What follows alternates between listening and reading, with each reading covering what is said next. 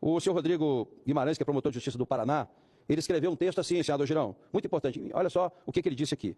Como são muitas as novidades hermenêuticas do processo penal brasileiro, eu resolvi fazer algumas anotações para me reorganizar na compreensão de temas importantes e reformular minhas aulas de processo penal. Ele é professor. E ele vai ter que fazer agora mudar o plano de aula dele para reorganizar.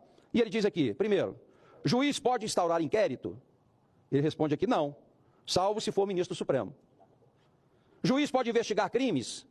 Não, salvo se for ministro do Supremo Tribunal Federal. Terceiro, juiz que se considera vítima de crime pode conduzir investigação a respeito?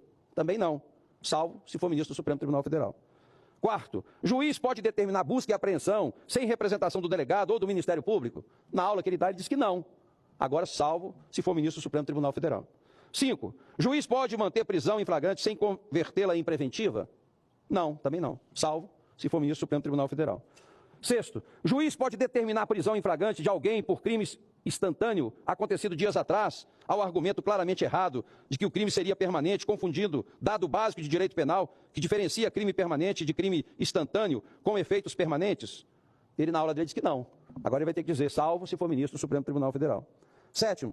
Juiz pode dar continuidade à investigação quando o procurador-geral determina arquivamento do inquérito?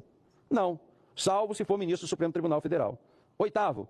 Juiz pode dar entrevista sobre o caso que vai julgar, emitindo opinião antecipada sobre o mérito do caso? Também não, salvo se for ministro do Supremo Tribunal Federal. 9.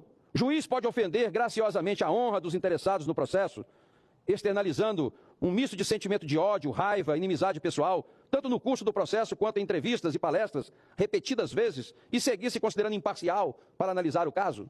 Também não, salvo se for ministro do Supremo Tribunal Federal. 10º aqui, juiz pode fazer homenagem pública ao advogado do réu, elogiando seu trabalho no caso concreto, a ponto de chegar a lágrimas, de tão abalado emocionalmente que ficou, revelando uma torcida pela defesa e se considerar ao mesmo tempo imparcial para julgar o caso? Diz ele que, óbvio que não, mas salvo agora, se for ministro do Supremo Tribunal Federal. 11º, juiz pode considerar válido inquérito sem fato delimitado para a investigação? Também não, salvo se for ministro do Supremo Tribunal Federal. 12º, juiz pode fazer analogia in malam partem, alargando o objeto material de um crime por interpretação? Também não, o juiz não pode fazer isso, salvo se for ministro do Supremo Tribunal Federal. Juiz pode dizer ao investigado que ele tem direito ao silêncio, mas caso resolva falar, não pode mentir?